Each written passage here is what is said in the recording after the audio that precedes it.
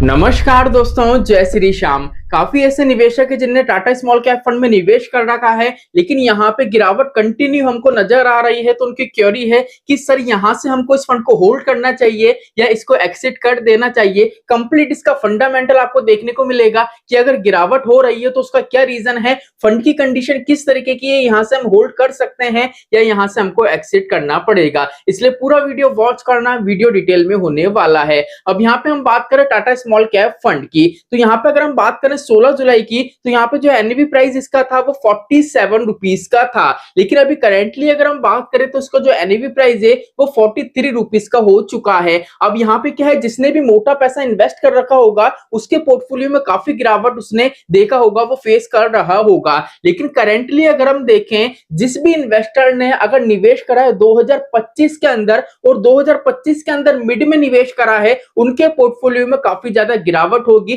Tata small cap fund के अंदर। तो यहाँ पे अगर हम बात करें, पहली चीज तो कंप्लीट यहाँ पे हम पॉइंट डिस्कस करेंगे जिससे सब कुछ आपको समझ में आएगा। पहली चीज तो गिरावट के मुख्य कारण। अब यहाँ पे अगर हम बात करें स्मॉल कैप स्टॉक्स की, तो यहाँ पे क्या है, सन 2023 और 24 की बात करें तो स्मॉल कैप का जो इंडेक्स है उसने काफी अच्छा रिटर्न निवेशकों को बना के दिया था। और इतनी तेजी के बाद अगर अपन देखें तो यहाँ पे भी करंट टाइम में देखें तो सेबी ने और एमपी ने खुद ने बोला है कि भैया आपको स्मॉल कैप फंड से उनसे थोड़ा बच के रहना चाहिए और उनमें आपको सिस्टमैटिक तरीके से मतलब ध्यान सावधानी पूर्वक निवेश करना चाहिए, क्योंकि यहाँ पे ये इंडेक्स से ओवर वैल्यूड हो चुका है। पहला रीजन आपको ये समझ में आ गया। और उस तौर पे देखें तो यहाँ पे क्या होता है, आप जितने भी आर्टिकल्स पढ़ते हो तो आपने देखा होगा, अगर म्यूचुअल फंड की बात करें तो मंथली बेस का आपको डेटा मिलता है। वो जो आर्टिकल होता है उसमें मेंशन रहता है कि म्यूचुअल फंड के अंदर जो इक्विटी कैटेगरी के फंड से उसका कितना एयूएम इंक्रीज हुआ है, इनफ्लो है, आउटफ्लो है। तो उस तौर पे देखें तो यहाँ पे जो स्मॉल कैप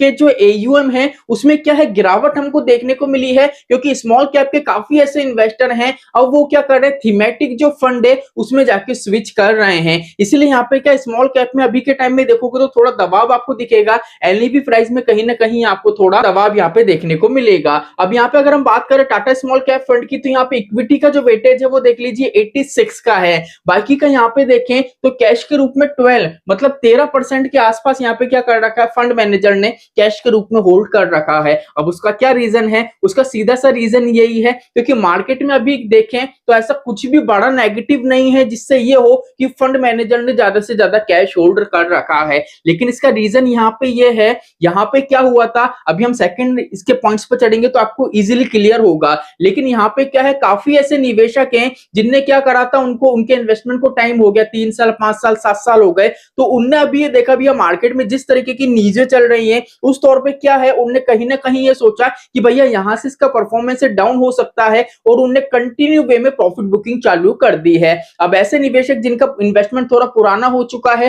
कंटिन्यू वे में क्या कर रहे हैं, प्रॉफिट बुकिंग कर रहे हैं। प्रॉफिट बुकिंग के चलते ही जो फंड मैनेजर है वो क्या करता है, मार्केट से पैसा निकालता है और जो निवेशक है जो रिडेम्पशन की रिक्वेस्ट डाल रहे हैं उनको पैसा देना पड़ता है। यही रीजन है, इस वजह से कैश होल्डिंग यहाँ पे आपको ज्यादा नजर आएगी। देख लीजिए पॉइंट आ गया प्रॉफिट बुकिंग। इन्वेस्टर जो 2 से 3 साल से इन्वेस्टेड थे उन्होंने रिसेंटली रैली के बाद प्रॉफिट बुकिंग करना शुरू कर दिया, जिससे एनएवी पर दबाव आया। जो मैंने अभी आपको आर्टिकल में समझाया वो चीज समझ में आ गई होगी। अब यहाँ पे अगर आप देखोगे तो ये जो टाटा स्मॉल कैप फंड है ना, अभी भी अगर हम देखेंगे तो ये मार्केट से कोई रिस्क ले ही नहीं रहे। बिल्कुल सिंपल जैसा इनकी इन्वेस्टमेंट फिलॉसफी रहती है कि भैया अग्रेसिव इन्वेस्टमेंट हमको करना ही नहीं है। कोई भी स्टॉक को अगर हम बाय कर रहे हैं तो बाय करके उसको लॉन्ग टर्म के लिए हमको होल्ड करना है कि भैया वो लॉन्ग टर्म में आपको हमको अच्छा खासा कॉर्पस क्रिएट करके देगा, वेल्थ बना के देगा। तो यहाँ पे यही रीजन है, अगर आप इसका बीटा देखोगे तो 0.79 मतलब 1% से भी कम है। स्मॉल कैप कैटेगरी का फंड है, इसलिए यहाँ पे क्या वॉलेटिलिटी इतनी ज्यादा हमको देखने को नहीं मिलती है। अग्रेसिव इन्वेस्टमेंट यहाँ पे नहीं हो रहा है। यही अगर हम शार्प रेशो देखें,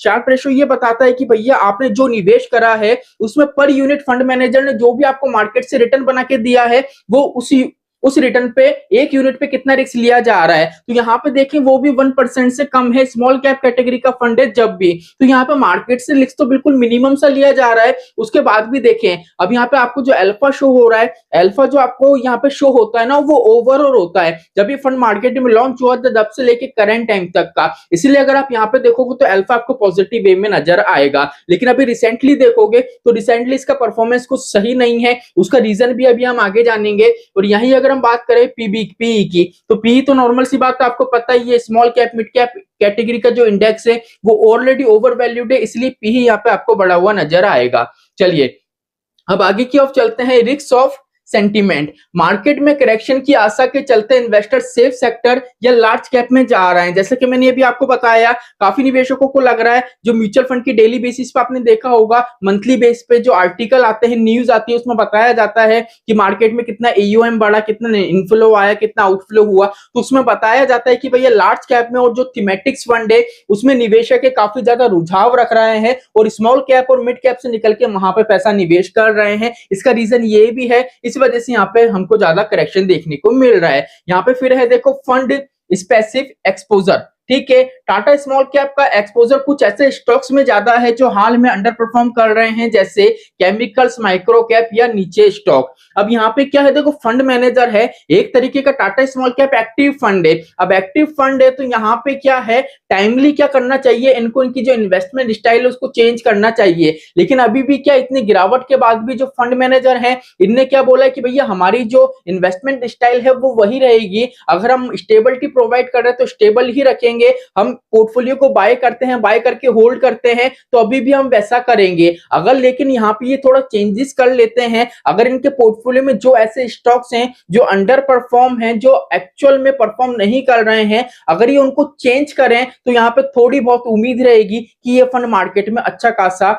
थोड़ा आपको परफॉर्म करके दिखाए। लेकिन अभी करंट टाइम में देखें तो इसके पोर्टफोलियो में कुछ ऐसे स्टॉक्स हमको देखने को मिलेंगे जो मार्केट में परफॉर्म नहीं कर रहे हैं, और जो फाइनेंशियल वाला सेक्टर है वहां का वेटेज भी यहाँ पे कम हमको देखने को मिलेगा। और अभी करंट टाइम में जैसे कि मैं वीडियो में बोल रहा हूँ, काफी वीडियो में मैंने बोला है कि फाइनेंशियल सेक्टर का अलोकेशन जिस फंड ने बढ़ा रखा है वहां पे अगर आप देखोगे तो वो फंड मार्केट में अच्छा खासा परफॉर्म कर रहे हैं, क्योंकि फाइनेंशियल सेक्टर है उसमें काफी ग्रोथ अभी के टाइम में हमको देखने को मिल रही है। तो कंप्लीट रीजन तो मैंने यहाँ पे आपको बता दिया है, लेकिन यहाँ पे मैं आपको एक चीज बताऊं, फंड मैनेजर पुराने हैं, ऐसी कोई भी दिक्कत परेशानी नहीं है जिससे हम ये बोले कि यहाँ से हमको एग्जिट करना चाहिए, क्योंकि म्यूचुअल फंड तो लॉन्ग टर्म का प्लान है। अब ऐसा नहीं है इनने जो स्टॉक कैरी कर रखे हैं जो अंडर परफॉर्म है, जो स्टॉक बेकार है, बुरे स्टॉक है, ऐसा भी नहीं कहेंगे। वो स्टॉक की कंडीशन अभी सही नहीं है, लेकिन अगर फंड मैनेजर ने उनको होल्ड कर रखा है तो उन्होंने कुछ ना कुछ तो सोचा होगा, जिससे क्या है, अगर इनको वो लॉन्ग टर्म के लिए कैरी कर रहे हैं तो हो सकता है फ्यूचर में जाके वो अच्छा खासा कॉर्पस भी क्रिएट करके दे।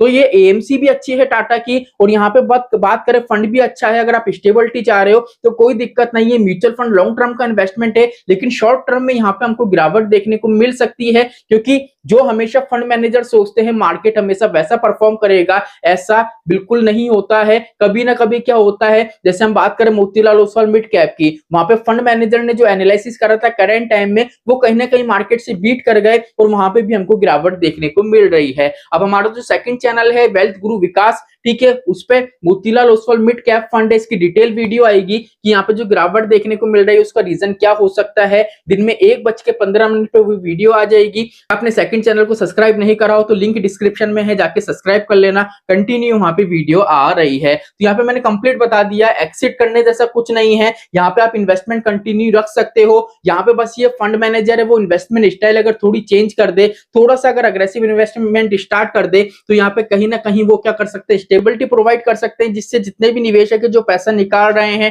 कंटिन्यू बिकवाली कर रहे हैं, जो गिरावट फेस कर रहे हैं इन्वेस्टर, वो गिरावट को कहीं ना कहीं फंड मैनेजर कम कर सकते हैं। आई होप आज का वीडियो आपको अच्छा लगा होगा। तो चलिए आज के लिए इतना ही, मिलते हमारी नेक्स्ट वीडियो में। जय श्री राम दोस्तों, जय श्री राधे।